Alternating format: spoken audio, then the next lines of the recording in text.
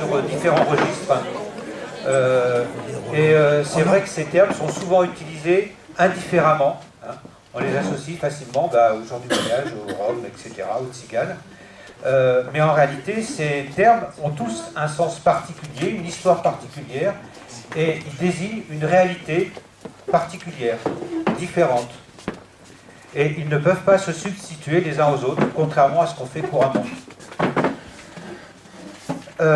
Vous constatez qu'il y en a qui sont sur le registre du langage commun, hein, genre du voyage, forain, voyageur, il y a des tas de voyageurs, hein, quand on part en vacances on est des voyageurs.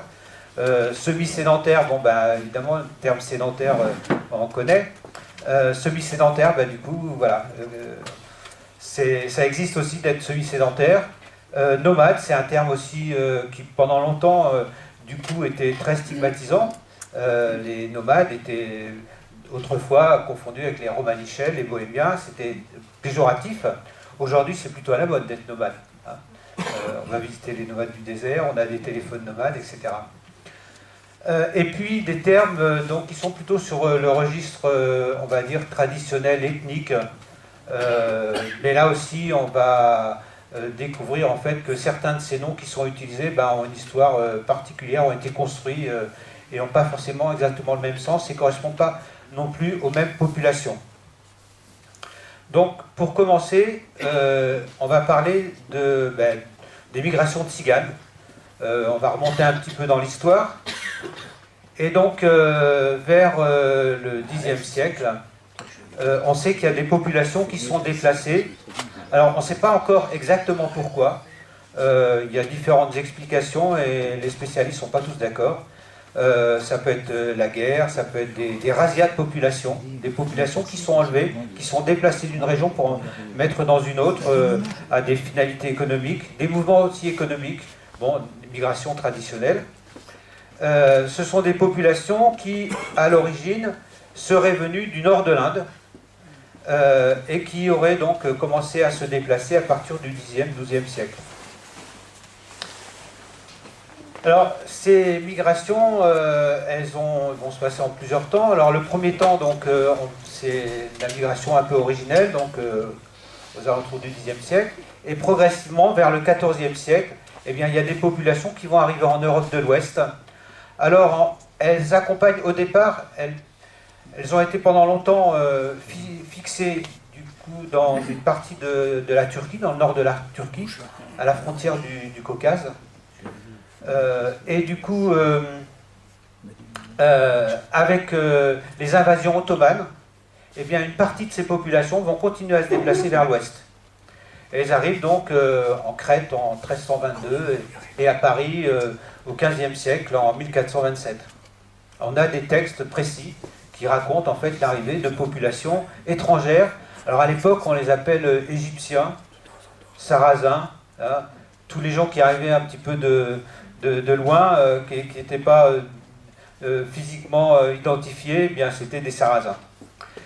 Et alors pourquoi égyptiens? Parce que en fait, une partie de ces populations arrivaient d'une partie de la Grèce, au nord de la Grèce, qui s'appelait la Petite Égypte. Donc ils sont présentés comme égyptiens. Ils sont présentés comme des nobles. C'était des groupes qui se déplaçaient, des ducs, des comtes, et qui, entre autres, au cours de leur voyage, sont passés par la Bohême. Et le roi de Bohême leur a donné un sauf-conduit, et ça a donné le nom de Bohémiens. Et donc, ils vont s'installer progressivement en Europe, en France en particulier, où ils sont plutôt bien accueillis. Ils sont bien accueillis, en fait, par l'aristocratie, qui va les utiliser pour faire, du coup, la police des campagnes, ce qu'on appelait la basse police, et puis pour récolter les impôts. Et donc, en fait, sous Louis XIV, ministre Colbert, il dit ça ne peut pas durer, l'argent ne rentre pas dans les caisses de l'État, donc il faut qu'on trouve le moyen de désarmer ces populations qui se mettent au service en fait, de l'aristocratie pour finalement collecter des impôts à notre place, tout simplement. Donc, l'histoire se termine un petit peu, un moment en fait, en France par rapport à ça. Puisque l'édit du roi Louis XIV envoie en fait demande à envoyer aux galères les Égyptiens qui refusent de se soumettre au pouvoir royal. Donc en fait une partie de ces Égyptiens va finalement complètement s'assimiler. Vous avez peut-être dans vos ancêtres sans le savoir des Égyptiens. Des ancêtres tziganes. Et une autre partie va fuir, en fait, va quitter le royaume, s'installer plutôt aux marges du royaume, donc vers le sud, vers l'Espagne, ou vers l'Allemagne, vers l'Italie. D'accord ? Et il va y avoir une petite activité transfrontalière qui va subsister, mais globalement, ces populations vont en partie disparaître, sauf ceux qui sont allés aux galères, et du coup, ce sont les hommes qui sont envoyés aux galères, les femmes, les enfants, les personnes âgées, du coup, vont errer à travers le pays. Et du coup, ça va évidemment marquer beaucoup les esprits, et puis donner une image plutôt négative, puisque là, on a des populations qui sont dans la survie. Ce qu'il faut dire quand même aussi, c'est que ce n'est pas une invasion de milliers de gens, en tout cas de dizaines de milliers. C'est sans doute quelques mille. On n'a pas vraiment de chiffres, mais on verra après, au cours de l'histoire, on aura quelques chiffres qui vont nous donner des indications sur cette migration, sur l'importance potentielle de cette migration à l'origine. Ce qu'on peut dire aussi, c'est que en Espagne, il y a en fait une population importante qui va s'installer, qui va prendre le nom de gitan, qui est un dérivé d'égyptien, comme en anglais gypsy aussi, qui est dérivé d'égyptien. Et en Espagne, en fait, ils vont en quelque sorte arriver après la Reconquista, c'est-à-dire le départ des Arabes et des Juifs qui sont chassés par les rois chrétiens, et ils vont prendre la place, et donc finalement, ils vont se sédentariser très très vite, et ils vont occuper des fonctions d'artisans, de commerçants dans les villes.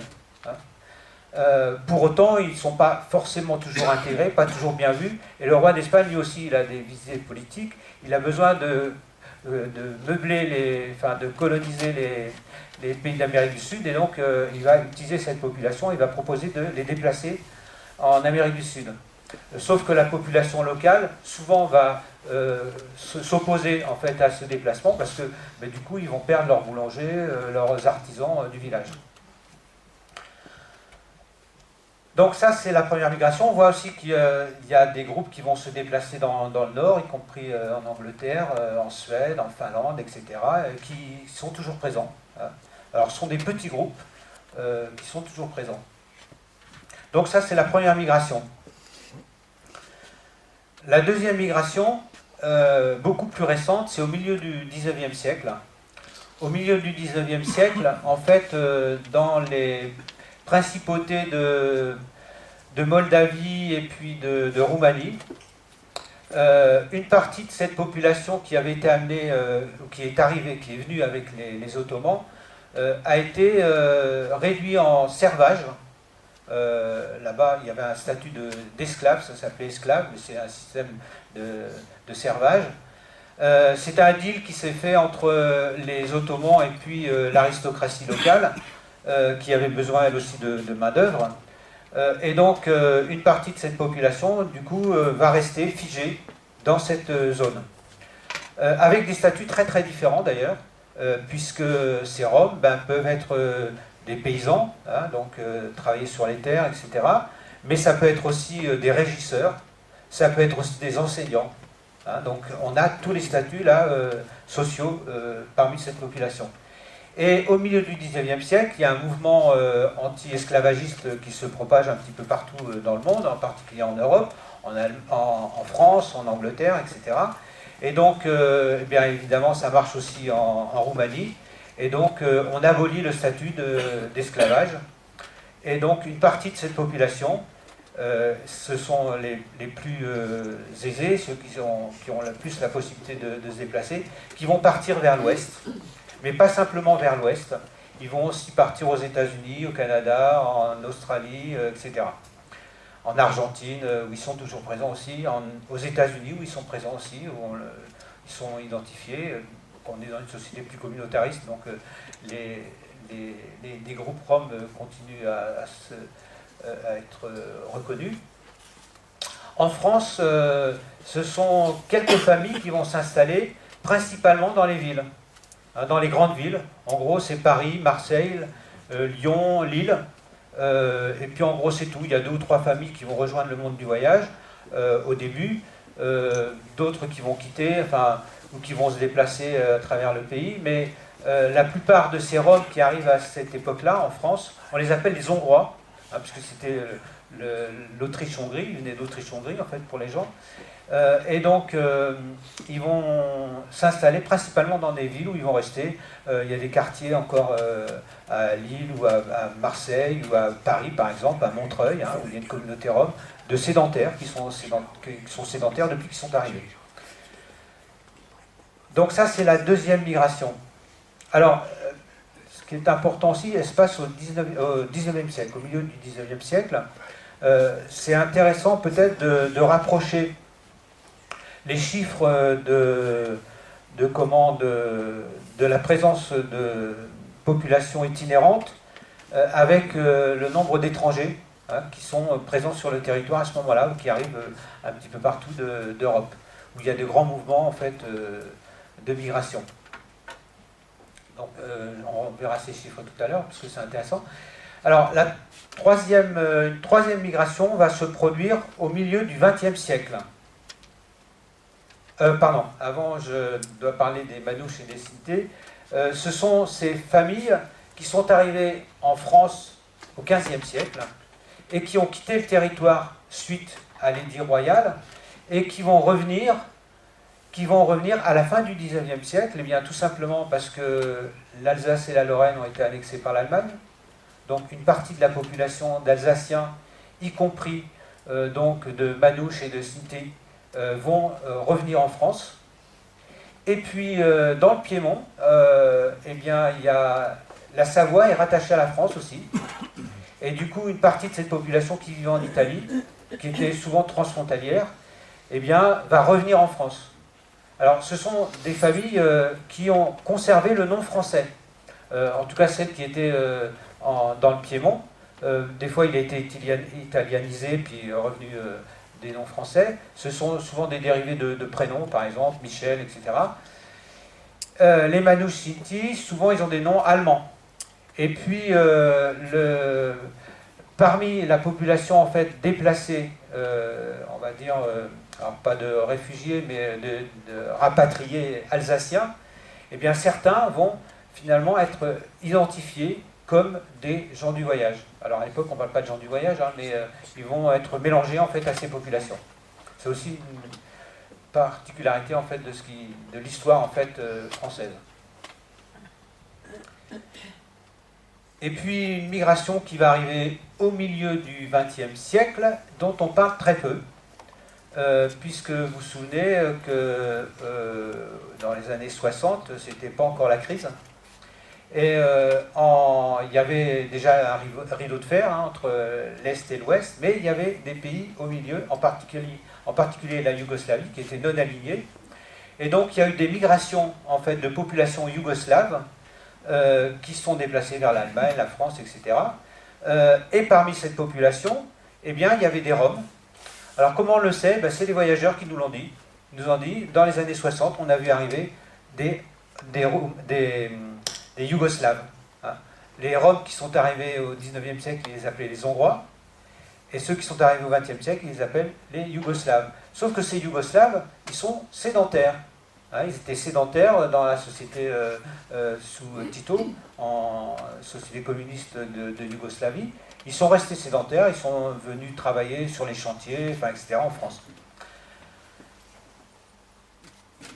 Et puis voilà, donc ça c'est l'histoire, mais ça nous rappelle qu'il n'y a pas de fatalité. On parle souvent, quand on parle des tziganes, on confond avec les gens du voyage, parce qu'on dit ben, les tziganes c'est un peuple nomade, ils ont ça dans leur gène, ils sont forcément itinérants. Hein, et là vous voyez déjà au cours de l'histoire que c'est pas vrai.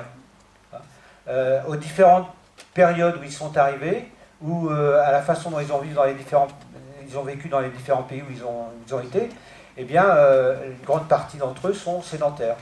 Hein. Aujourd'hui, la majorité des tziganes dans le monde sont des sédentaires. Il y a encore pratiquement qu'en France, en Europe de l'Ouest, où il y a vraiment des voyageurs. Il y en a, on ne parle pas aussi de la Turquie, où il y a encore des groupes nomades roms, qui sont connus aussi dans la société turque. On en trouve aussi un petit peu en Afrique du Nord, mais en Afrique du Nord, c'est surtout c'était en Algérie ou au Maroc, où ils sont arrivés plutôt par l'Espagne, hein, au moment de la colonisation française au milieu du XIXe siècle. Donc voilà, ça c'est un petit rappel sur cette histoire d'émigration de tziganes. Et puis on va revenir à la situation en France,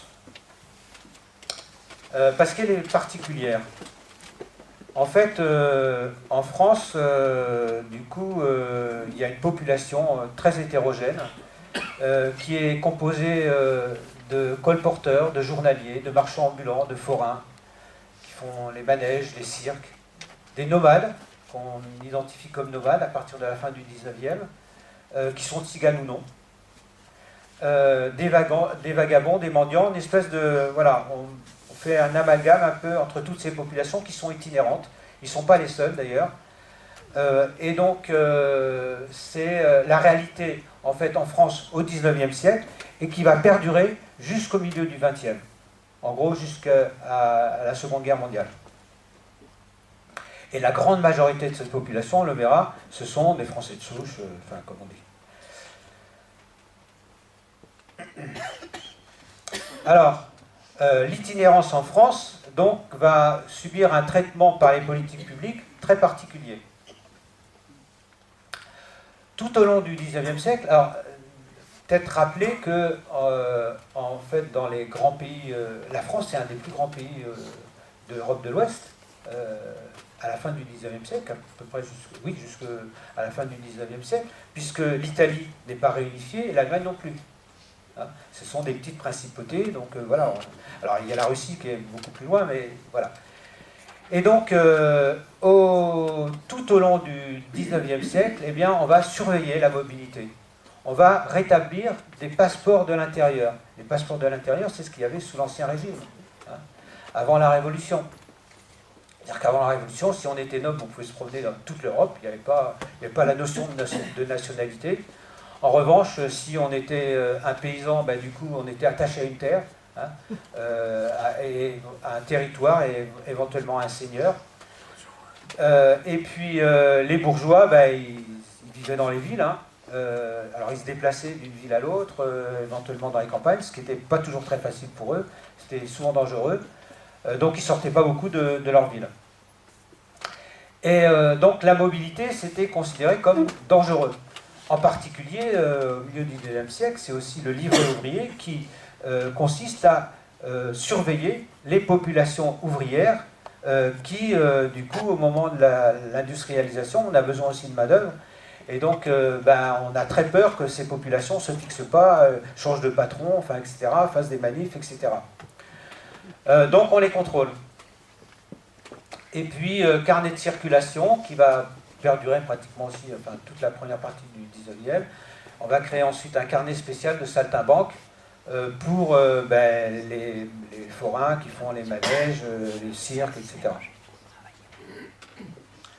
Donc on voit que c'est 19e siècle, c'est aussi la fin du 19e, c'est la Troisième République, avec le projet politique de fixer les populations pour les besoins économiques,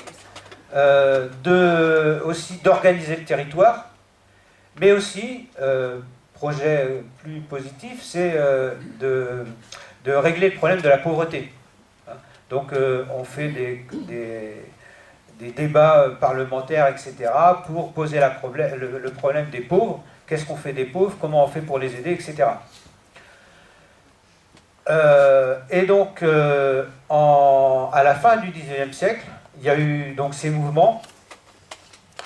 Pour vous donner une idée, à la fin du XIXe siècle, sur une population de moins de 40 millions d'habitants, il y a à peu près 400 000 personnes qui vont être recensées par ce recensement du 20 mars 1895, qui va se faire sur l'ensemble du territoire. C'est alors selon les départements, donc c'est le préfet qui doit organiser ce recensement, le même jour, sur toute la France. Alors dans certains départements, eh bien, ce sont les gendarmes à cheval qui vont se promener dans les campagnes et qui vont compter les gens qui sont itinérants. Dans d'autres départements, c'est le maire qui va faire la liste des habitants de sa commune, etc. Et là, on constate que du coup, on a 400 000 personnes qui sont itinérantes. Ça correspond à peu près à 1% donc, de la population française. Je vous parlais tout à l'heure du nombre d'étrangers. À la fin du 19e siècle, c'est à peu près 3% d'étrangers. Donc la population d'itinérants est beaucoup moins importante que la population d'étrangers, mais comme souvent, c'est l'étranger ou l'itinérant qui fait peur, et donc il y a un amalgame qui se fait, et donc ça grossit évidemment le problème.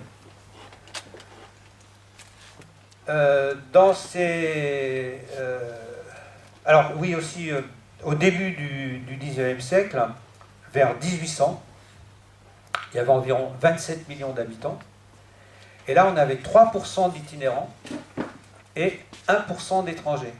Donc vous voyez, la proportion s'est complètement renversée. Et en fait, ces itinérants du début du XIXe siècle, ce sont des paysans. Ce sont des paysans et des ouvriers. En Bretagne en particulier, dans tout l'Ouest, on note très bien en fait dans les textes une population de paysans sans terre, d'ouvriers agricoles, etc., qui se déplacent sur le territoire. Alors, donc, sur ces 400 000 personnes, eh bien, on a estimé, les journaux à l'époque parlent de 25 000 roulotiers. Ils n'utilisent même pas le terme de bohémien, ni de tzigane, qui restent des termes. Alors, bohémien, c'est le terme du langage populaire. Le terme tzigane, c'est plutôt encore un terme plutôt scientifique et pas utilisé par tout le monde. Et mais ces 25 000 roulotiers, donc sur 400 000, ça ne représente rien du tout. C'est-à-dire 0,06% de la population d'itinérants sur le territoire français à l'époque.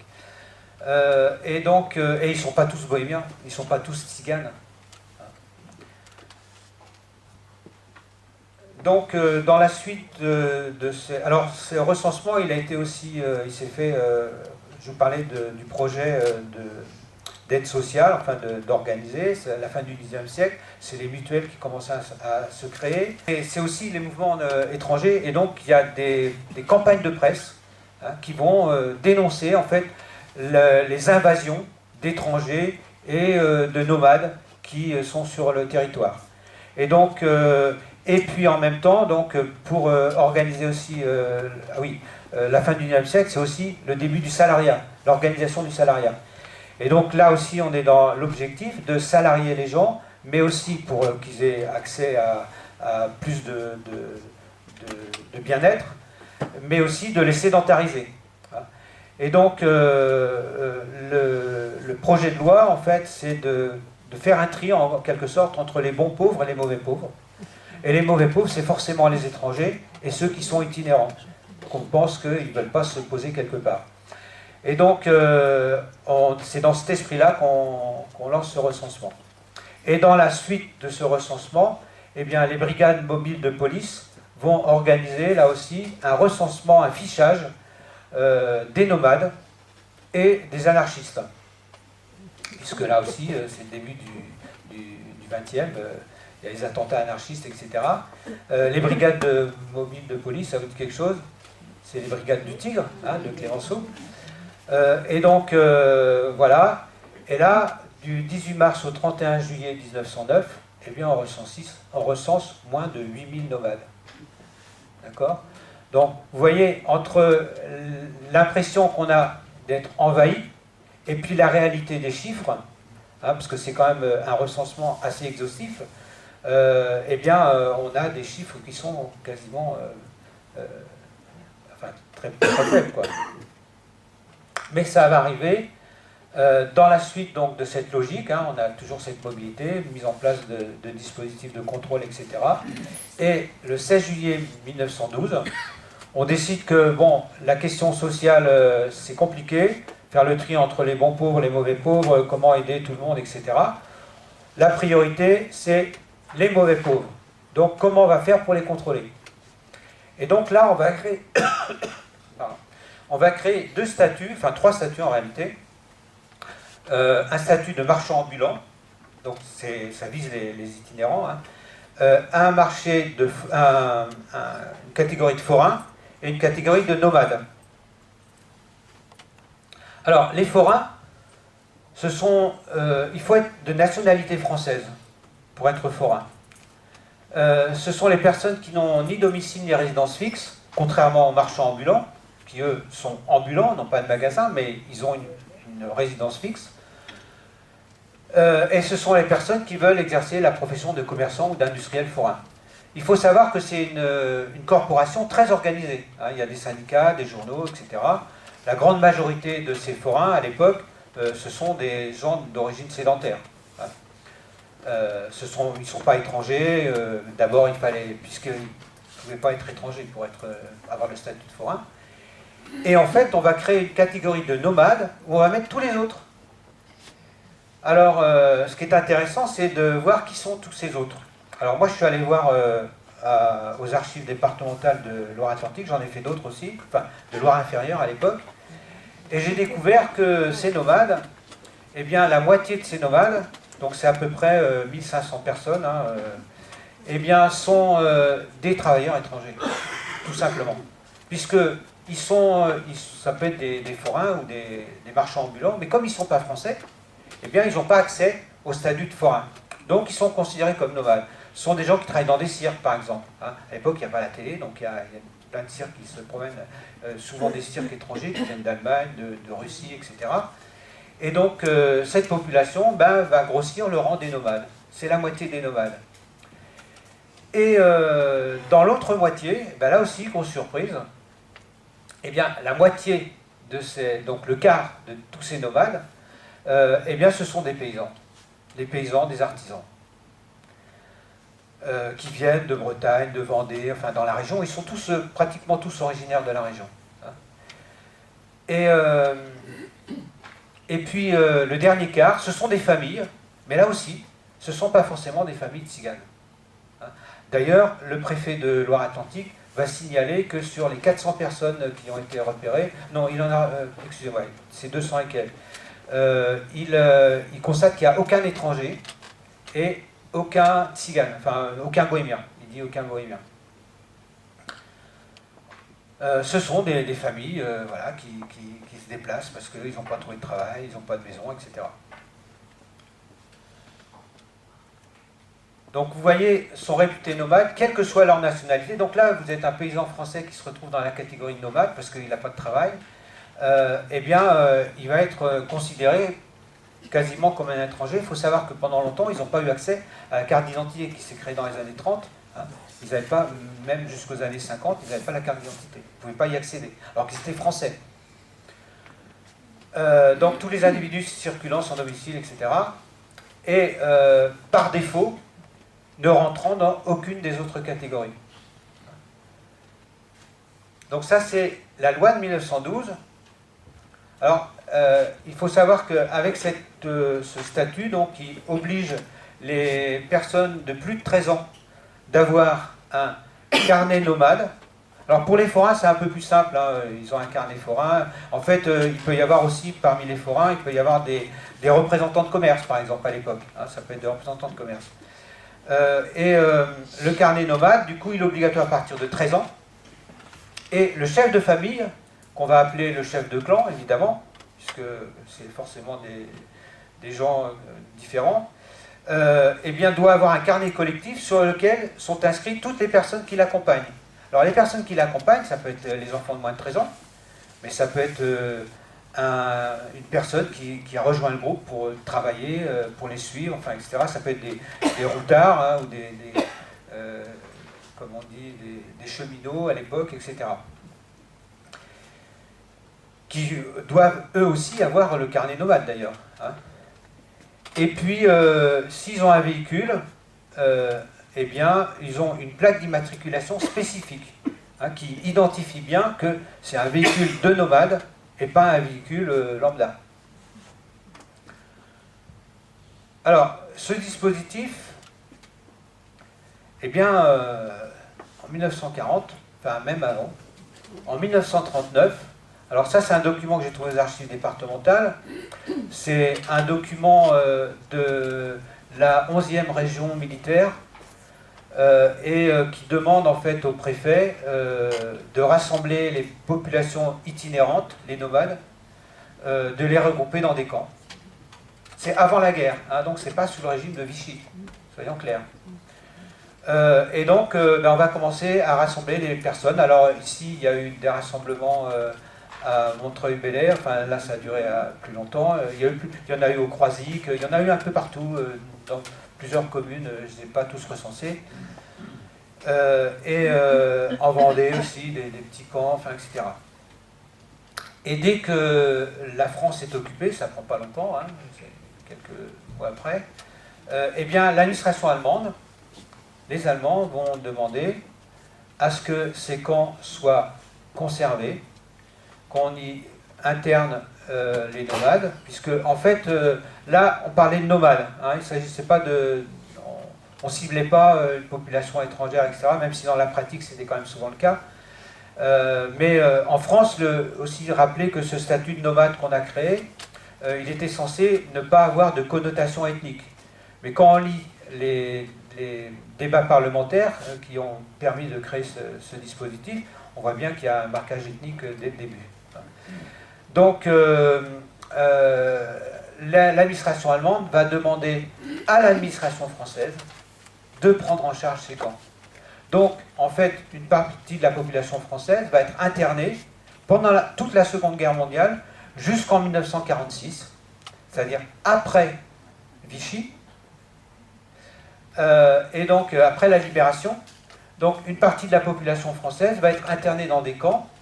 Alors, non seulement dans la zone occupée au nord de la France et sur la côte atlantique, mais aussi dans la zone dite libre. Où là, on retrouvera des camps où seront internés à la fois des juifs et des tziganes, des nomades, tout simplement. Alors, l'histoire des camps, quand même, en France, je ne sais pas si tout le monde est au courant, mais on a quand même commencé à faire des camps pendant la guerre de 14 pour les populations d'outre-mer, enfin des colonies. Hein. Et donc, là, on a aussi, pendant la guerre d'Espagne, souvent ces camps ont d'abord servi à interner les Espagnols. Et par moments, ces populations ont été mélangées.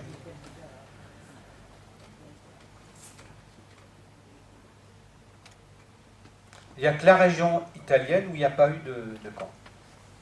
Occupée par l'Italie, il n'y a pas eu non plus de déportation en Italie. Ça veut dire aussi que, donc ici le plus grand camp dans la région c'était à Montreuil, alors Montreuil-Bel-Air, mais il y en avait aussi à Moidon-la-Rivière, hein, entre Choiseul et Moidon-la-Rivière. Et donc oui, alors quelque part il n'y a pas eu de déportation systématique. Alors même si les Allemands ont demandé d'interner donc les nomades et les tziganes, ce que l'administration française a fait. Alors, toutes les familles n'ont pas été internées. Il y a des familles qui ont été protégées, tout simplement, par des paysans, par des endroits où ils étaient connus, reconnus, etc. On retrouve dans les PV de gendarmerie aussi, que j'ai consulté aux archives départementales, des familles, alors c'était les familles Pelouche, par exemple, qui sont identifiés comme des gens connus, comment dire, respectables, etc., parce qu'ils viennent régulièrement dans la région, ils ont une activité économique reconnue, etc. Dans la région en Bretagne, il y a des familles aussi qui m'ont raconté qu'elles avaient été protégées, en Vallée de Loire, etc. Mais il y a eu aussi des dénonciations. Et donc les dénonciations, et ben, du coup, les personnes ont été internées et envoyées en Allemagne, dans les camps d'extermination. Et puis, dans le nord de la France, dans une zone là qui était pas simplement occupée, mais annexée, là, il y a eu des déportations de tziganes. Alors, ce qui est particulier aussi, ce qu'il faut préciser, c'est que même s'il n'y a pas eu de déportation systématique et massive en France de la population tzigane, n'empêche quand même que presque toutes les familles ont été touchées d'une façon ou d'une autre, hein, par un membre de la famille qui était dans une autre région, ou, voilà, ou qui a été dénoncé tout simplement. Et environ donc, alors là c'est pareil, le chiffre, hein, c'est 7300 personnes qui ont été internées dans des camps français. Donc là aussi, c'est une population, il faut toujours penser à ces chiffres qui montrent cette population envahissante, présente partout, etc.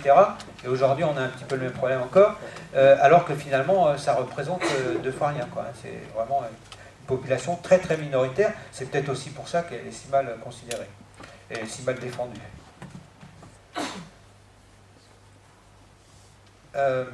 Alors, donc, ce dispositif de la loi de 1912, eh bien, il perdure jusqu'en 1969. Il va être modifié, pas abrogé, modifié en janvier 69, le 3 janvier. Donc ça veut dire que des gens de notre génération eh bien, ont connu ce dispositif, hein, ont été marqués par ça. Et quand je vous parlais de la population de nomades, qui était constituée entre autres de paysans, etc., eh bien pour sortir de cette catégorie, c'était très très difficile. Hein. Donc ce qui explique qu'aujourd'hui, dans la population des gens du voyage, ce qu'on appelle aujourd'hui les gens du voyage, eh bien tous les gens du voyage ne sont pas d'origine tzigane. Hein. Ils seraient même plutôt minoritaires aujourd'hui. Et c'est vraiment l'effet de ce dispositif, de ce traitement par les politiques publiques qui va catégoriser les gens et qui va les enfermer dans une catégorie. Ce qu'il faut dire aussi, c'est que le carnet collectif, il avait aussi un effet très pervers, puisque du coup, il était attribué aux pères de famille, enfin aux chefs de tribu, comme il disait, comme disait l'administration. Et donc, pour quitter en fait un groupe, il fallait donc modifier ce carnet collectif. Et quand il y avait un contrôle, s'il manquait une personne, eh bien, on pouvait être accusé, qu'est-ce que vous en avez fait? Vous l'avez fait disparaître, il est mort, vous ne l'avez pas déclaré, etc. Si en revanche, il y avait quelqu'un qui était rajouté, qui c'est cette personne? Si c'est un enfant, mais où est-ce que vous l'avez volé, etc. Voilà. Donc, un dispositif quand même qui va contraindre énormément en fait cette population. Et en 69, on relève un petit peu l'âge d'obligation du titre de circulation. Donc c'est à partir de 16 ans. On l'étend aux membres de l'Union européenne dans les années 70. Et donc c'est pour les personnes... Alors là on ne parle pas de gens du voyage, on a supprimé aussi les catégories de forains et de nomades. Elles existent toujours, mais on a supprimé les termes. Donc c'est pour les personnes qui logent de façon permanente dans un véhicule, une remorque ou tout autre abri mobile. C'est-à-dire que par exemple, la population des SDF, ce qu'on appelait les clochards à l'époque, ne sont pas concernés par la loi de 69, hein, alors qu'ils sont itinérants, enfin, etc. Sauf s'ils rejoignent en fait une famille, en particulier donc dans les années 60, s'ils rejoignent une famille avant 69, et qui sont donc sur un carnet collectif et qui sont obligés de demander carnet nomade. Mais à partir de 69, ils vont se retrouver dans la catégorie des livrets spéciaux de circulation, le livret B. Alors, on va expliquer un peu ces 4 carnets parce que c'est quand même intéressant. Le carnet de circulation qui a été abrogé simplement le 5 octobre 2012. C'est quand même très récent. Avec les mêmes conditions que dans la loi précédente, hein, c'est-à-dire par défaut. Les gens qui ne rentrent pas dans les autres catégories. Le livret de circulation, il a été rajouté dans les années 60, eh bien, il y a encore des grands chantiers, ce n'est pas encore la crise. Il y a construction de cités, d'autoroutes, etc. On a besoin de gens qui sont mobiles. Et donc, on va leur créer un carnet spécial, enfin un carnet, un livret de circulation. Alors déjà dans la dénomination, hein, là c'est un livret de circulation, il est vert. Là c'est un carnet, c'est déjà un petit peu moins bien. Et là, il faut avoir un salaire, il faut être salarié pour pouvoir accéder à ce dispositif. On estime à l'époque que cette population on les appelle les caravaniers, c'est à peu près 100 000 personnes. C'est à peu près l'équivalent de l'ensemble des autres groupes. Et les autres groupes qui sont estimés à la fin des années 60 aussi comme en voie de disparition. On pensait que voilà, cette population était en voie d'extinction. La loi de 1912 était clairement définie dans les textes, les débats parlementaires, pour décourager les populations itinérantes, pour les décourager de continuer à être itinérants. On considérait que c'était un mode de vie qui était dépassé, qu'il fallait abandonner, etc. Donc il s'agit de mettre la pression sur les gens pour les dégoûter. Le carnet anthropométrique, j'ai oublié de dire qu'il était soumis à un visa pour chaque déplacement. Si on se déplaçait 2 fois dans 2 communes le même jour, eh bien il fallait un visa à l'entrée et à la sortie de chaque commune. Donc, population hyper surveillée, suivie, etc. Et là, on aura aussi ce même dispositif, sauf que c'est tous les 3 mois qu'il faut viser, avec quand même défaut de présentation du document, risque de prison quand même.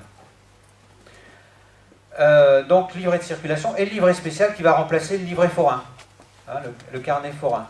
Alors là, on crée un truc bizarre. Le livret spécial s'adresse en fait aux personnes qui ont l'activité, qui sont commerçantes, etc., à leur famille. Mais comme beaucoup de familles, enfin dans beaucoup de familles, il n'y a pas de mariage civil, et bien du coup, on crée aussi ce livret de circulation B, pour les enfants non reconnus. Enfin ça correspond à peu près aux personnes qui étaient dans le livret collectif, mais qui était aux nomades d'ailleurs, qui passent en fait au forain. Et puis ce livret, il va servir aussi à identifier les personnes qui accompagnent des forains. Par exemple, sur la foire, il y a besoin de personnel. Ou bien alors, pour une petite activité de commerçant, il y avait ce qu'on appelait autrefois les commis. Vous avez connu ça, ça existait dans les campagnes. C'était un dispositif qui existait dans les campagnes. Bon, ben, évidemment, dans cette population d'itinérants, il y avait aussi des commis. On avait les mêmes pratiques. Et en 69, eh bien, on fait perdurer ce dispositif de commis. En 69. Jusqu'à aujourd'hui, puisqu'on vient simplement d'abolir le dispositif. Alors, on peut dire aussi en juin 2011, c'est le dernier chiffre qu'on a eu par la Commission consultative nationale, on avait à peu près 130 000 livrets spéciaux qui avaient été délivrés, voilà, 147, près de 150 carnets, etc. Sauf qu'il nous précise bien que, en fait, les gens peuvent avoir le carnet, ils sont identifiés avec un carnet, mais il n'est plus valable. Et qu'en réalité, des gens qui sont censés avoir un titre de circulation, on l'estime à peu près 170 000 personnes. Là aussi, ce n'est pas des millions. Alors, en sachant que sur ces 170 000 personnes, il y a aussi des personnes qui ont ce carnet, qui l'ont gardé pour s'identifier en tant que voyageurs, donc gens du voyage, mais qui ne voyagent plus, tout simplement. Donc, cette loi de 69, bien, elle vient d'être abrogée, 26 janvier 2017, tout simplement.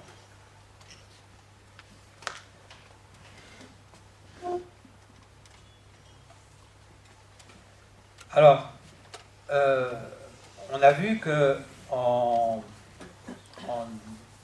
1912, on crée des catégories, nomades, forains, on prend des termes du langage commun.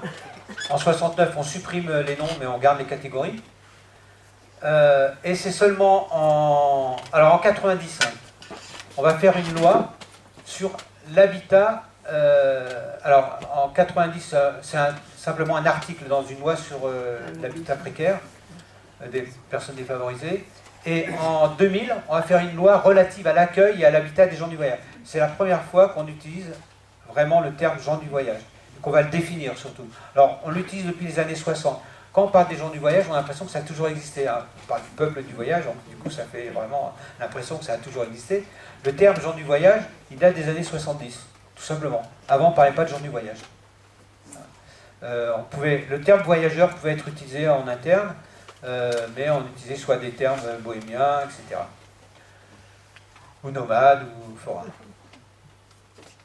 Donc, à partir de 90 et 2000, la loi va rendre obligatoire la création d'une aire d'accueil sur les communes de plus de 5000 habitants.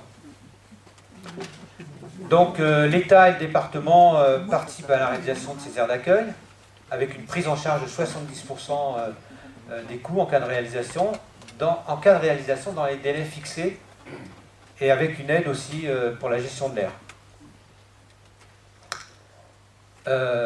Quand l'air n'est pas réalisé dans les temps, eh bien, donc au bout d'un certain temps, il n'y a plus accès à cette aide de l'État, ce qui pose quand même problème. Le préfet est censé pouvoir se substituer au maire, ce qu'il ne fait jamais. Donc voilà, donc c'est un peu compliqué, ce qui fait qu'aujourd'hui on a un taux de réalisation qui est autour de 60-70%. C'est-à-dire par rapport aux besoins, tout simplement. Vous imaginez, c'est par rapport à l'habitat sédentaire, s'il y avait 30% de la population de sédentaires qui ne pouvaient pas habiter dans une maison ou un appartement. Et puis, depuis 2000 aussi, une commission consultative, donc à laquelle participent des représentants de l'État, du Conseil général, des communes, mais aussi des gens du voyage, des associations. Et là, ensemble, on formalise un schéma départemental d'accueil des gens du voyage, on estime un diagnostic, on regarde les besoins, etc. Et puis, on doit aussi prévoir des actions à caractère social, etc. Ça, c'est pas une obligation, c'est simplement prévu. Voilà, vous pouvez en parler et faire des propositions, mais c'est pas obligatoire. En fait, la chose vraiment obligatoire, c'est la création des aires d'accueil, mais même si c'est obligatoire, c'est quand même pas toujours réalisé. Et puis aujourd'hui, ce qui est souvent pris en compte quand même en priorité, c'est aussi, enfin en priorité avec les aires d'accueil, c'est les grands rassemblements, la gestion des grands rassemblements qui se produisent en été, etc. principalement. Mais ça, on en reposera. Alors, donc j'espère que c'est... Si vous avez des questions sur cette première partie, mais on pourra y revenir. Voilà. Alors maintenant, on va passer plus précisément sur la définition des termes qu'on utilise depuis le début. Donc les gens du voyage, de qui on parle quand on parle des gens du voyage. Alors, donc comme je vous disais, le terme gens du voyage, eh bien, on sait réellement de qui on parle simplement depuis 2000. On l'utilisait avant, mais on ne savait pas de qui on parlait. Mais là aussi, c'est un peu compliqué, puisqu'on nous dit que ce sont les personnes dites gens du voyage, donc ce n'est pas vraiment une appellation complètement reconnue, et dont l'habitat traditionnel est constitué de résidences mobiles. Donc on considère que pour être gens du voyage, il faut que ce soit un habitat traditionnel. C'est-à-dire si vous êtes un jeune, comme c'est à la mode, là, ou bien un camping-cariste tout simplement, eh bien vous n'êtes pas gens du voyage. Vous voyagez, peut-être des fois plus que beaucoup de voyageurs, mais et vous n'êtes pas soumis au même statut et vous n'avez pas les mêmes conditions, enfin, etc. Alors, le problème aussi de ce terme, c'est qu'il ne se décline pas au singulier, donc c'est plutôt le terme voyageur qui va être utilisé, y compris par les personnes concernées. Même si aujourd'hui, certains revendiquent plutôt de se faire appeler français itinérants. C'est-à-dire qu'ils ne veulent pas être... le terme gens du voyage, au départ, il n'était pas forcément péjoratif, puisqu'on parle aussi des gens de la mer. Il y a des textes législatifs qui parlent des gens de la mer. Mais il est devenu tellement péjoratif, négatif, que les gens, évidemment, c'est stigmatisant d'être repérés comme gens du voyage. Et donc, voilà, il y a des nouveaux termes qui sont utilisés. J'ai une affiche là, Les gens du voyage, c'est un film de 1936 d'un réalisateur qui était connu, c'est Jacques Feder. Il y a même une actrice connue aussi dans ce film, puisque c'est Sylvia Bataille, la femme de Lacan. Et les gens du voyage dans ce film, ben, c'est les gens du cirque, tout simplement. Donc là, on a utilisé en fait un terme, on l'a déplacé en pensant que peut-être c'était plus amélioratif, moins péjoratif que les termes de nomade, de bohémien, etc. Alors, ce qu'on peut dire aussi, c'est que normalement, ces deux termes n'ont aucune connotation ethnique, hein, sauf que, par exemple, moi j'ai eu des demandes de jeunes qui voulaient avoir un titre de circulation, parce que ben, logiquement, ils rentraient dans le dispositif, hein, et on leur a refusé, parce qu'on leur a dit, mais vous n'êtes pas des gens du voyage. Hein, donc, parce que ben, leurs parents étaient sédentaires, enfin, etc. Et donc, du coup, ben, ils pouvaient pas, on ne leur donnait pas le statut, accès au statut qui, normalement, auquel ils étaient soumis. Donc, ces deux termes ne devraient pas avoir de connotation ethnique, et les 10 gens du voyage, ou voyageurs, ben, n'ont pas tous la même origine, on l'a vu par l'histoire. Hein. Aujourd'hui, après ça dépend des régions, mais sur l'ensemble de la France, d'abord, la plupart des familles sont métissées, on va dire, mélangées, voilà... On peut avoir un grand-père rome, une grand-mère manouche, et puis un autre grand-père qui sera sédentaire, voilà, une grand-mère gitane, voilà, ou yéniche, etc. Donc ça, c'est la réalité, hein, comme pour nous tous, c'est une population mélangée. Et puis si on reprend les termes tzigane, ou rome, donc en France, on utilise le terme tzigane en fait, hein, pour désigner des populations présumées de même origine, hein, donc arrivées de l'Inde il y a 1000 ans, enfin bon, il y a 1000 ans, il s'est passé, je ne savais pas où étaient vos ancêtres il y a 1000 ans peut-être, moi non plus d'ailleurs. Et puis en fait, on a donné des termes différents selon les lieux dans lesquels ces personnes vivaient principalement. Donc en Europe de l'Ouest, on utilise plutôt les termes de manouche, ou de Sinté. En Allemagne, on parle de Sinté ou de Sinti. Hein. En France, plus de manouche. Le terme manouche, ça désigne normalement l'être humain. Hein. Un manouche, c'est un être humain. Comme dans toutes les civilisations, nous, on est les êtres humains, les autres, c'est les sauvages, c'est les barbares. Nous, on a le mot barbare. Hein. Dans toutes les civilisations, ça existe comme ça. Et puis les gitans. Donc le mot gitan, il vient en fait d'égyptiens, hein, donc c'est pas des égyptiens, mais on a gardé le terme. C'est la péninsule ibérique sud de la France. Calais, ça veut dire les noirs, hein, les gens au visage foncé. Et puis dans la langue romani, hein, qui était la langue de base, alors là du coup, c'est un peu pour ça qu'on pense que ces populations sont originaires du nord de l'Inde, puisque la racine de leur langue, qui est une vraie langue, hein, eh bien, c'est une racine sanscrite. Hein, il y a plein de mots encore communs avec des mots indiens. Et donc, Rome, donc, en France, on les appelait les Hongrois, qui viennent d'Europe centrale et orientale. Donc, ces populations sont présentes en France depuis plusieurs générations avec la nationalité française. Et ceux qu'on appelle aujourd'hui les Roms migrants, qui sont présents chez nous à peu près depuis les années 90, eh bien, sont majoritairement de nationalité roumaine ici. Hein. Il y a des Bulgares, il y a quelques Yougoslaves, mais c'est surtout des Roumains. Et puis, le terme tzigane, en fait, on l'utilise en France, c'est un peu un terme, qui est utilisé pendant longtemps par les universitaires, hein, dans le milieu académique. C'est pareil, sur l'origine du terme, on n'est pas tous d'accord. Mais en tout cas, ce n'est pas un terme original. Hein, les tziganes, aujourd'hui, ils s'appellent tziganes, mais au départ, ils ne sont jamais appelés tziganes. Les termes manouche et rom, si, ça existe. Rom, ça veut dire à la base l'homme marié. Hein.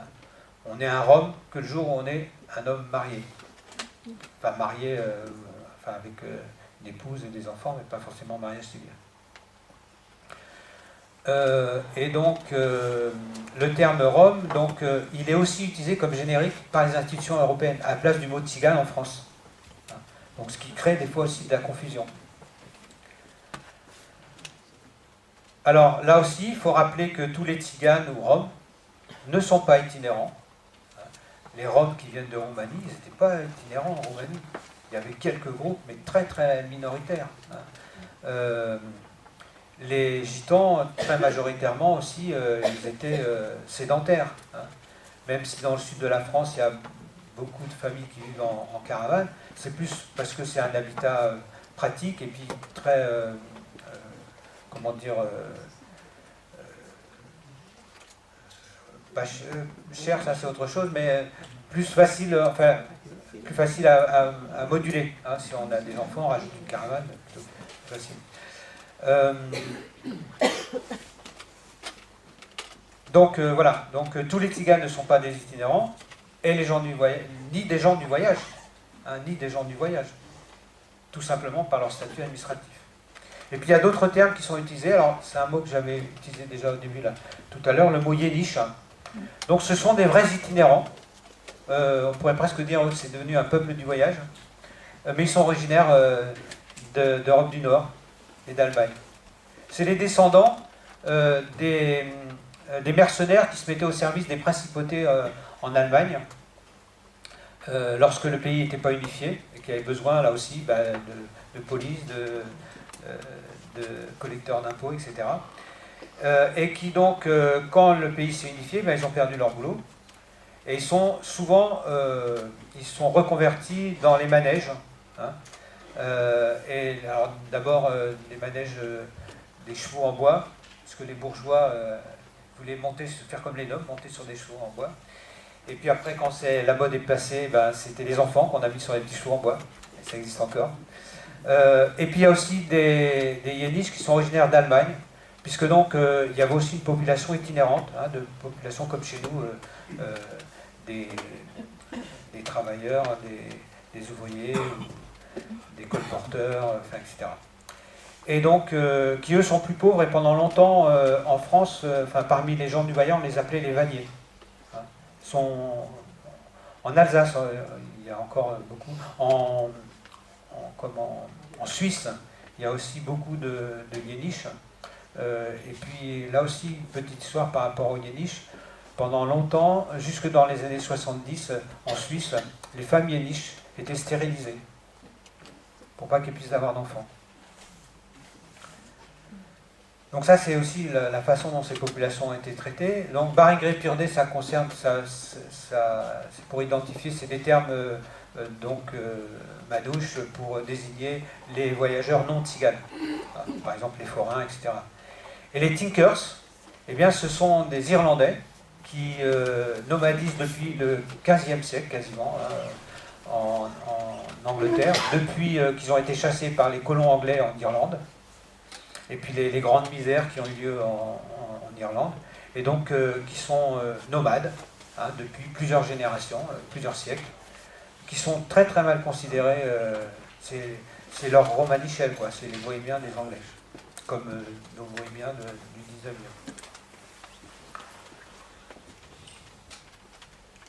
Donc c'est une histoire quand même lourde pour toutes ces populations. Alors, pour revenir maintenant, pour faire une petite synthèse,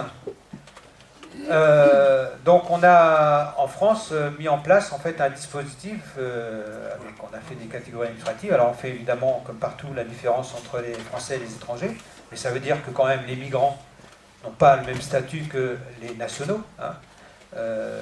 Donc c'était la question aussi qui se posait avant l'intégration de la Roumanie en Europe.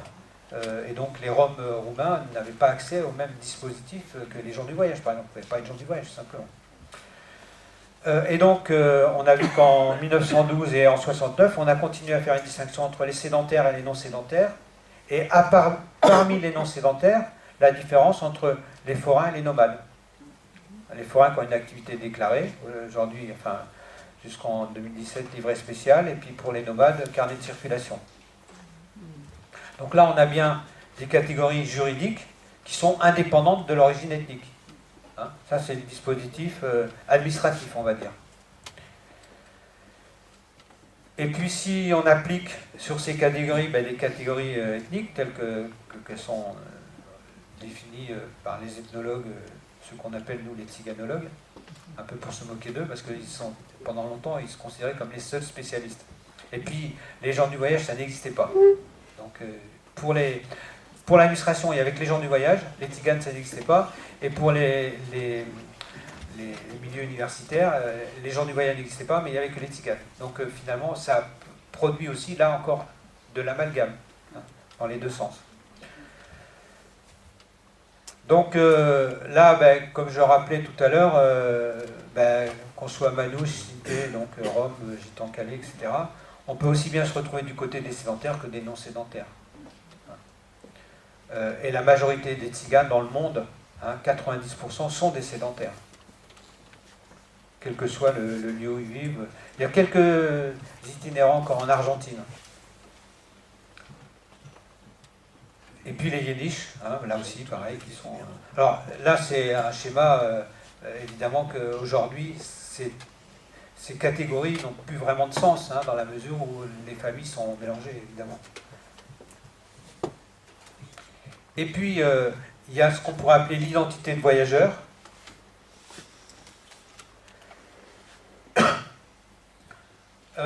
C'est-à-dire, en fait, ce qu'on appelle les gens du voyage.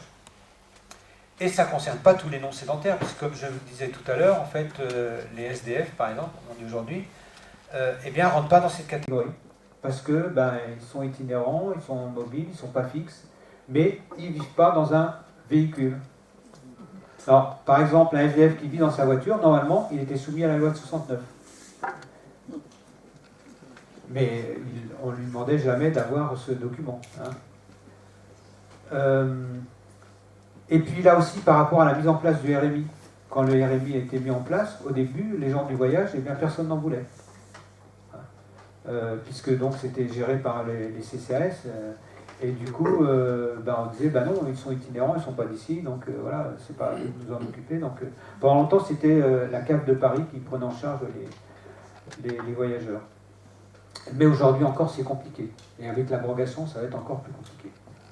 Donc, appartenir au monde du voyage, hein, c'est vraiment une identité, hein, qui est très forte dans le monde du voyage, hein, et qui est même très forte à tel point qu'une partie des sédentaires, eh bien, revendiquent d'être des voyageurs, alors qu'ils sont sédentaires, quelle que soit leur origine, qu'ils soient d'origine tzigane, entre guillemets, yiddish par exemple, ou même simplement descendants de paysans qui s'est retrouvé catégorisé nomade à partir de 1912. Donc vous voyez comment c'est compliqué, hein, de s'y retrouver, y compris pour les personnes concernées. Là aussi, par exemple, donc, ceux qui sont sédentaires n'ont pas de titre de circulation, ils n'ont pas le droit d'en avoir, tout simplement. Eh bien, certains le revendiquent, ont demandé un titre de circulation parce que du coup, c'est devenu un passeport identitaire. Demain, on invente le passeport breton, le passeport basque, il y a plein de gens qui vont le demander. Et si on le supprime après, ils vont dire, non, on supprime notre identité. Chez les voyageurs, la question s'est vraiment posée. Alors que c'est un dispositif qui les discrimine. Alors, si on aborde la question sous l'angle de la culture, parce qu'on parle souvent de la culture des gens du voyage, de la culture des tziganes, voilà, c'est des gens tellement différents de nous, donc voilà, il y a forcément une culture à côté exotique à essayer d'explorer. Donc on va essayer d'explorer très rapidement, parce que du coup, on voit qu'il y a des gens du voyage, ils ont leur propre culture, une culture qui est liée à leur mode de vie, à leur histoire. Il y a des tziganes de France, des manouches, des gitans, des roms, qui ont chacun leur histoire. Et chacun leur pratique, leur mode de vie, etc. Et puis il y a les roms migrants aujourd'hui. Hein?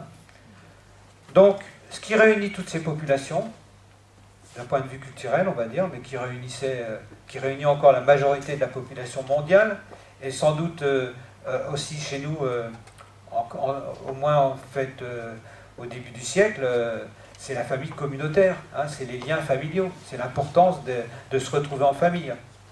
Donc ça, c'est très très fort aujourd'hui encore chez les gens du voyage. Chez les gens du voyage, chez les tziganes, mais pas simplement, évidemment, hein, aussi dans des communautés issues d'autres régions du monde. Donc là, on est dans le domaine de l'analogie, hein, ce qui rassemble vraiment toutes ces populations, d'un point de vue culturel. Et puis si on veut regarder du côté donc des particularités, hein, comme je disais tout à l'heure, il y a une vraie culture du voyage qui s'est organisée autour de l'itinérance, de l'activité ambulante, de l'auto-formation. Auto-formation, ça veut dire, par exemple, par rapport à l'école, hein, qu'est-ce que ça veut dire? L'itinérance par rapport à l'habitat, hein, les questions. Et les cultures tziganes, eh bien, qui sont traditionnelles mais différentes. Par exemple, entre un Rome français arrivé au 19e siècle et puis un Rome roumain qui vient d'arriver, je peux vous dire que c'est pas du tout le... ils vont partager quelques mots, quelques histoires, etc., mais ils vivent pas la même chose. Hein, ils ne viennent pas dans le même milieu, etc. Et donc là, les questions, en fait, c'est des populations qui aspirent à être sédentarisées, qui se scolarisent. Sous l'Ancien Régime, en Roumanie, il y avait des intellectuels, il y avait des profs de fac, hein, en Espagne aussi, d'ailleurs, hein, parmi la population des Gitans. Et donc, c'est-à-dire qu'on trouve toutes les catégories sociales de la société sédentaire. Hein. Et donc, on n'est pas du tout dans les mêmes problématiques par rapport à l'école. Les enfants roms, ils sont en demande. Alors, aujourd'hui, c'est des fois un peu compliqué, parce que par rapport à l'accueil, il faut trouver aussi sa place. Quand on vit dans une caravane, c'est pas facile de suivre sa scolarité. Mais les premiers Roms qui sont arrivés en France, enfin, moi j'ai travaillé en plus en Yougoslavie, en Roumanie, en Bulgarie, etc.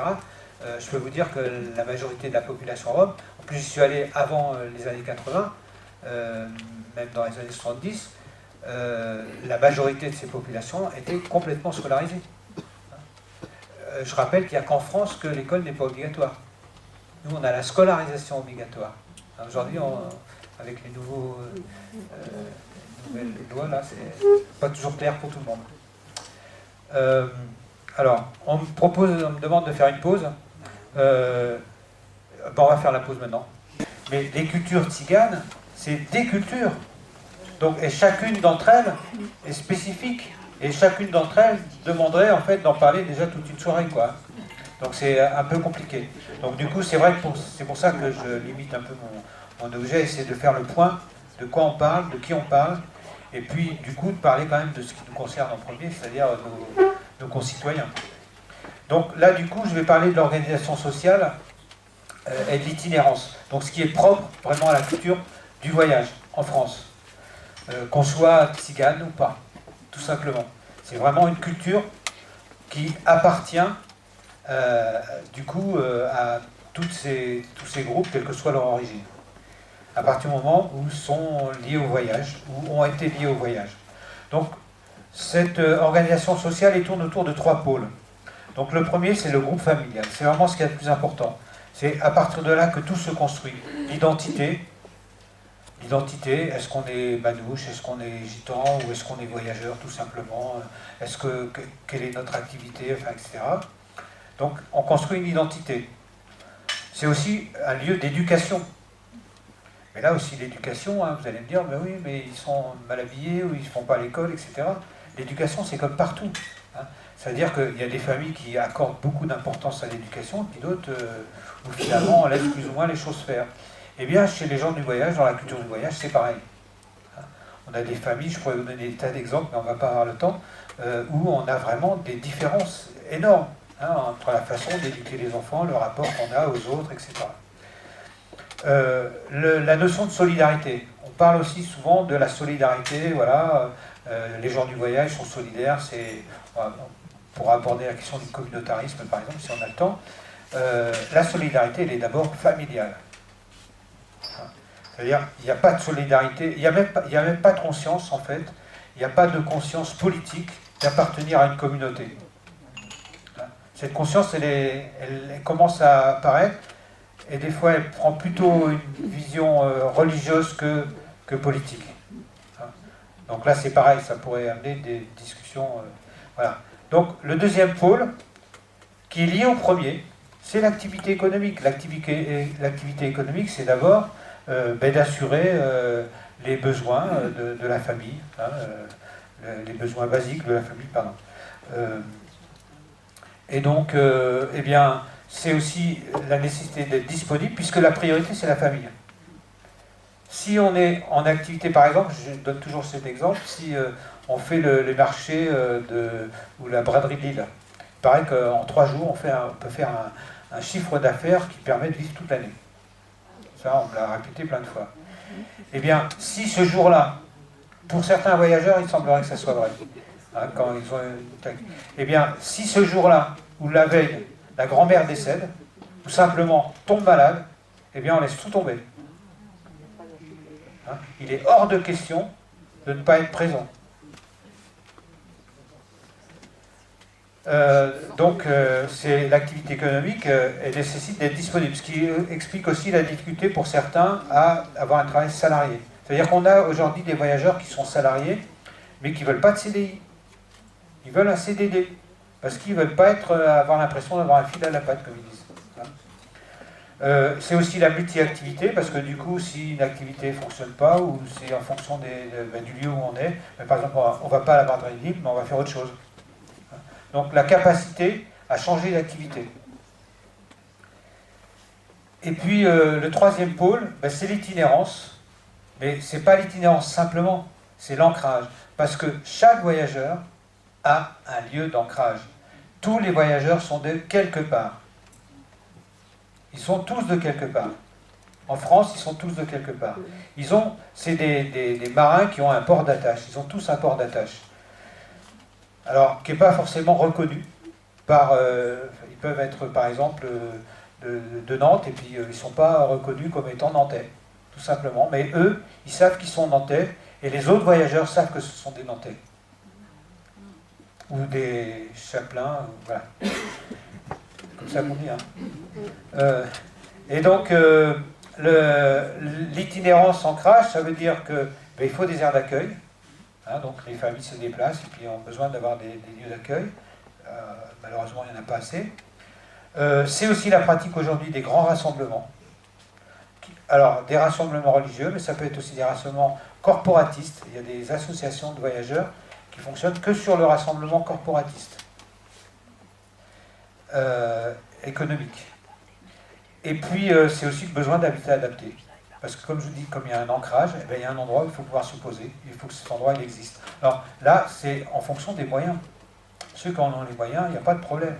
Je peux vous dire que les grands voyageurs, aujourd'hui pour être voyageur, pour voyager, pour être itinérant, il faut des sous.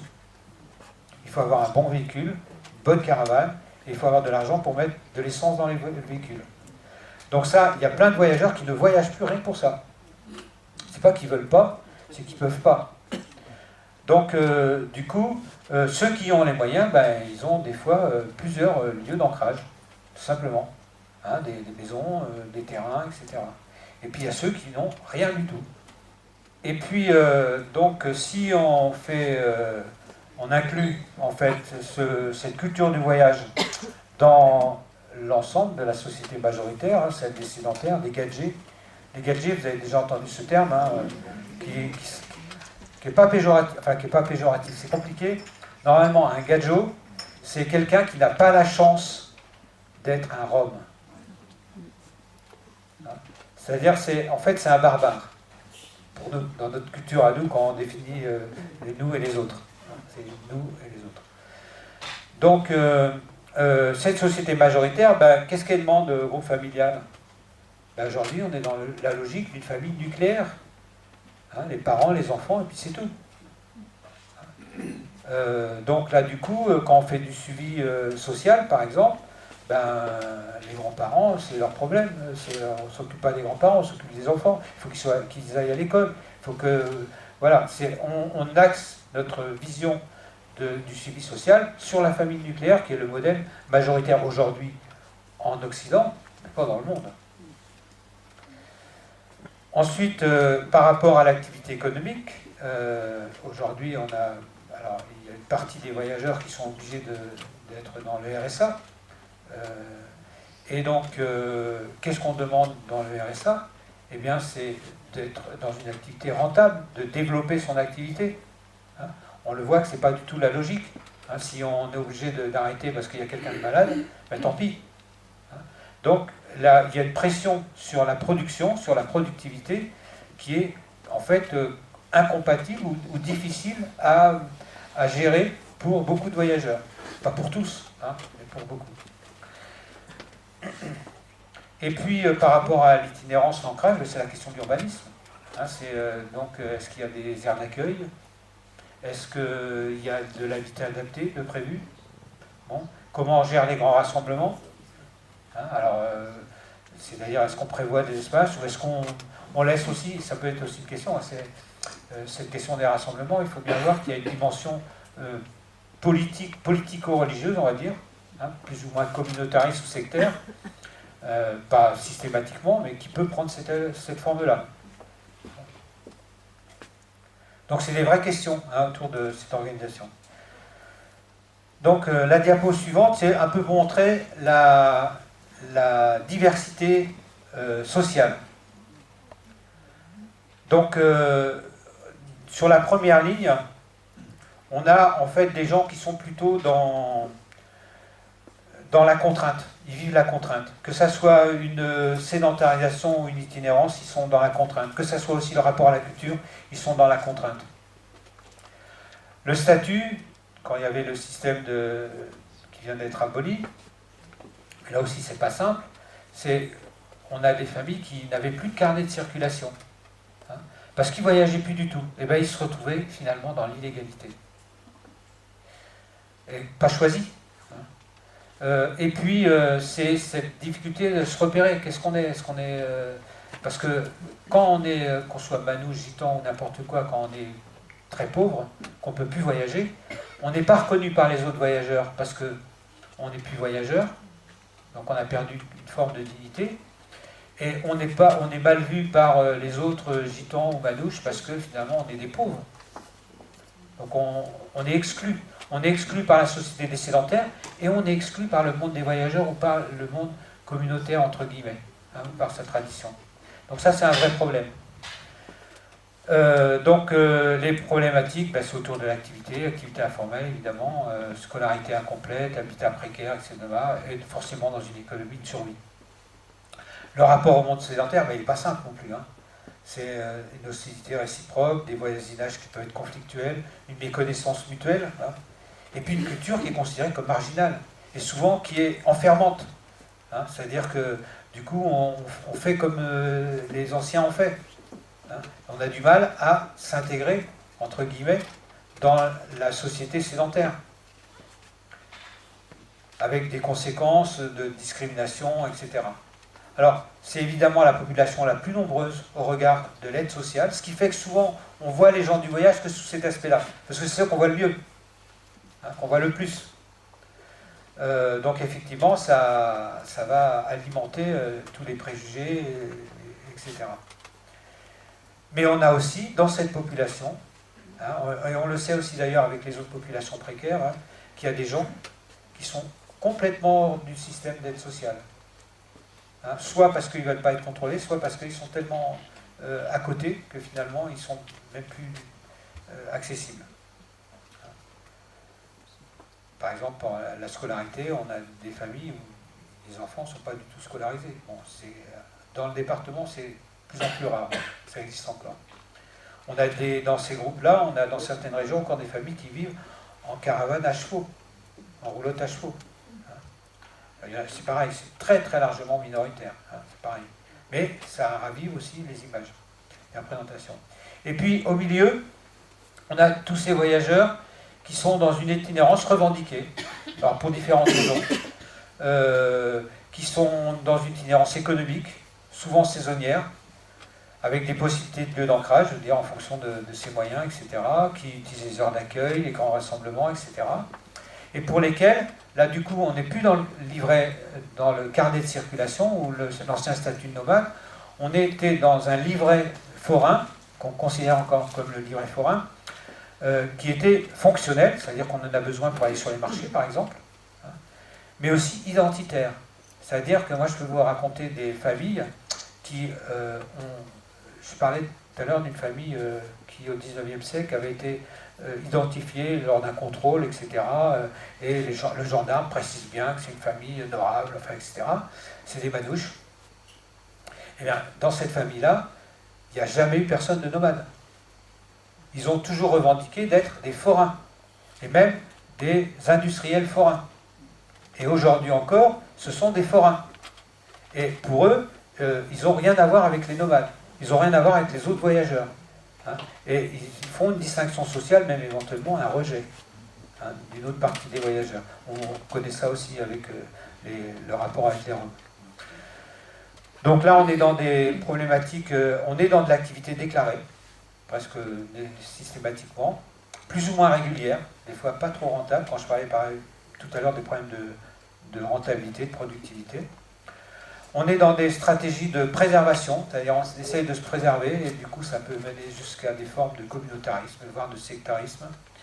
On reste quand même dans une certaine méconnaissance mutuelle, et puis non-reconnaissance, mais on est déjà dans de la double culture.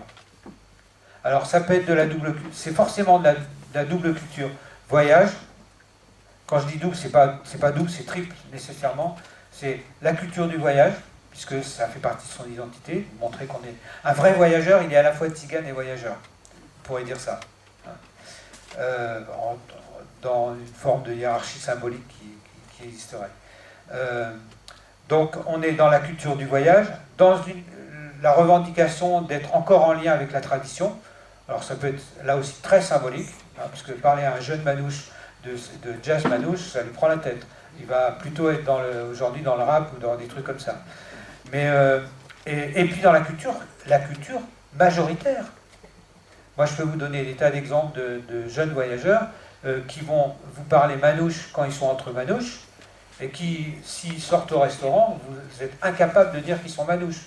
Ou bien alors qui vont à l'école, par exemple, qui ont une scolarité complètement normale, personne ne sait que ce sont des manouches. Hein, ou des gitans, ou des... Voilà. Donc on est forcément dans une forme de recherche, hein, dans une forme de résistance. Hein. C'est-à-dire qu'on veut garder son identité, mais en même temps, on ne veut pas trop en donner ou trop montrer qu'on est intégré, etc. Mais on l'est, forcément. Et ceux-là, on les voit peu dans les systèmes d'aide sociale. On les voit très peu. Ils ne sont pas du tout identifiés, par exemple, quand ils sont au collège. Hein. On dit toujours que les enfants du voyage, c'est un problème de scolarisation, on sait que c'est compliqué. En primaire, ils sont identifiés parce qu'on voit le rapport avec les parents, etc. Au collège, on croit qu'il n'y en a pas, alors qu'il y en a. Il n'y en a pas beaucoup parce qu'ils ne sont pas nombreux non plus. Hein. Il faut aussi se rappeler du nombre. Et puis, il y a ceux qui sont sédentaires, qui ont choisi d'être sédentaires, qui l'assument, mais qui ne veulent pas renier leur tradition. Comme vous pouvez être français, républicain, tout ce que vous voulez, mais revendiquer d'être encore breton ou autre chose, etc. Il n'y a pas de problème, c'est possible. Bon, pourquoi ça ne serait pas pour eux? Le problème, c'est que pour eux, du coup, s'ils disent un jour qu'ils sont voyageurs, eh bien, ils vont être stigmatisés. On ne va plus leur faire confiance. Ils vont être décrédibilisés, disqualifiés politiquement, par exemple. Je vais vous donner un exemple. J'ai assisté, c'était il y a quelques dernières municipales, à une liste qui présente ses candidats. Et ils évoquent la question du vote des étrangers.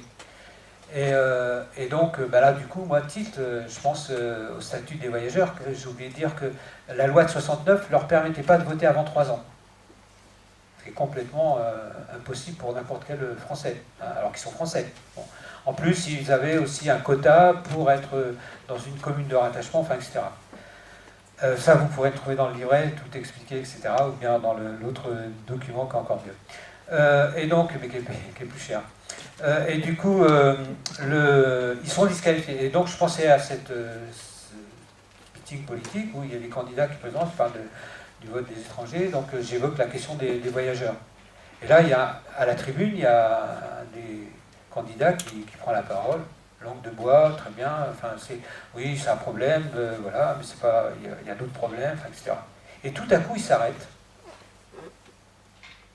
Et là, il dit, en fait, c'est une question, moi, qui me touche particulièrement, parce que je suis issu du voyage. Alors, je vais le voir à la fin, et il me dit, je l'avais dit à personne, aucun de mes colistiers n'était au courant. Je rappelle qu'il a été élu quand même, alors pas comme maire, mais au moins comme conseiller municipal. Ses colissiers n'étaient pas au courant. Il est instituteur. Et son grand-père lui avait dit, surtout ne le dis jamais. Le jour où tu vas le dire, tu seras disqualifié. Et je peux vous donner des tas d'exemples de jeunes voyageurs qui ont fait des études, qui sont en fac, etc., et qui ne peuvent pas dire qu'ils sont voyageurs. Voilà. Donc, voilà, puis une dernière diapo, c'est sur évoquer la question des Roms migrants, hein, puisque c'est aujourd'hui effectivement aussi une réalité franco-française, hein, c'est un Rome migrant en France. Donc rappeler qu'avant la Seconde Guerre mondiale, après la Seconde Guerre mondiale, excusez-moi, en fait il y avait une relative reconnaissance culturelle, non-discrimination, officiellement en tout cas, hein, dans tous les pays de l'Est. Aucun problème d'accès à la scolarisation, au travail, etc. Moi j'ai vécu donc en Yougoslavie, en Roumanie, Bulgarie, Hongrie, etc. Et donc, il y avait des intellectuels, des profs de fac, des journalistes, enfin, dans tous les métiers, des ingénieurs, enfin, etc. Et du jour au lendemain, en 90, ils ont été virés de leur boulot. Du jour au lendemain. Hein, parce qu'il y avait un vieux fond raciste, et puis le problème, c'est aussi la concurrence. Hein, c'est-à-dire que voilà, il faut gagner de l'argent, et puis il y en a qui ont les bons postes. C'est comme l'attitude, par exemple, de l'antisémitisme. Hein, les juifs sont tous riches et ils ont tous les bons boulots. Hein, donc voilà, on est dans ce discours, il y a encore cette forme d'antisémitisme et anti-tiganisme dans les pays de l'Est qui est très très fort. Donc du jour au lendemain, en 90, hein, j'étais en plus là-bas à ce moment-là. Donc je peux vraiment en témoigner. Et donc ça a provoqué des départs dans l'Ouest, hein, fin 80, début des années 90. Hein. Donc les premiers mouvements, moi je me souviens, les premiers Roms que j'ai rencontrés, c'était sur le site de l'ancienne brasserie Nantes, là. Eh bien, c'était des ingénieurs, ils avaient tous des diplômes. Donc ils venaient, ils avaient quitté, on les avait chassés de leur boulot, ils venaient chercher du boulot ici, quoi, tout simplement. Bon. Et devant l'accueil inexistant, mal organisé, le préjugé, l'amalgame, etc., du coup, ça a modifié un peu leur pratique, il a fallu qu'ils s'adaptent. Et puis dans une deuxième période, du coup, cette migration, elle est devenue pendulaire. Hein, c'est-à-dire que les gens, du coup, ils sont à la recherche d'opportunités économiques transfrontalières. Ils font du commerce entre les deux. Hein, alors pas tous, hein, mais c'était une porte de sortie. Donc les conditions d'accueil aujourd'hui, c'est un habitat de substitution, des caravanes usagées, des bidonvilles, hein, qui n'est pas forcément l'habitat d'origine, hein, puisque en Roumanie, il y avait des familles qui étaient... Alors là, c'est pareil, il y a une grande diversité sociale. Hein. Tous les Roms ne sont pas pauvres, ils ne sont pas tous non plus riches, comme les gens du voyage. Ils ne sont pas tous riches, avec des grosses caravanes, ils ne sont pas tous des voleurs, etc. Il y en a, comme partout, mais pas plus ou moins qu'ailleurs. Je me souviens j'ai retrouvé dans les archives de notre association à Rezé, le mémoire d'un commissaire de police dans les années 70. C'est un commissaire de police qui est aujourd'hui, enfin il n'y a pas longtemps encore, il était élu à la Baule. Et dans son mémoire, il souligne qu'en fait, il s'était intéressé à la population des gens du voyage, à l'époque on parlait des nomades, des personnes d'origine nomade, et en se disant, voilà, peut-être que en tant que policier, peut-être que c'est une population qui va m'intéresser. Et en fait, dès le début, il dit, en fait, je constate qu'il n'y a pas plus de difficultés dans cette population que dans les autres, même plutôt moins. Parce que c'est une population qui est surveillée, on l'a vu, le dispositif de surveillance, il est ultra perfectionné. Bon, même si aujourd'hui il ne fonctionne pas, enfin en tout cas pas comme ça, là c'est pareil, si on en parle avec les gendarmes ou les policiers, ils vous disent, nous, les systèmes les livrets et tout ça, il y a longtemps qu'on n'en tient plus compte. On a d'autres systèmes pour contrôler les populations, vous et moi d'ailleurs aussi, mais voilà, ils n'ont pas besoin de ça. Hein. Mais au départ, il faut bien se rappeler que c'était un dispositif qui était destiné à décourager les pratiques. Voilà, donc on est aussi, les conditions d'accueil, c'est aussi la cohabitation entre des populations qui n'ont pas forcément le même statut, qui n'ont pas forcément les mêmes besoins, les mêmes demandes. Hein. Il y en a qui sont dans une demande d'intégration, et puis il y en a d'autres qui sont dans de l'activité illégale. Hein. Et puis c'est aussi la concurrence avec les gens du voyage sur certaines activités économiques. Récupération, travaux saisonniers, etc. Voilà. Donc je vais m'arrêter là parce que du coup, si vous avez des questions, ça peut être intéressant quand même d'échanger. J'avais une autre diapo, mais je peux la laisser pour juste donner des pistes de réflexion et éventuellement de questionnement. Ce que je constate quand même par rapport à ce que j'ai raconté, puis à l'histoire telle que on peut la décrypter sur la façon dont cette population a été traitée.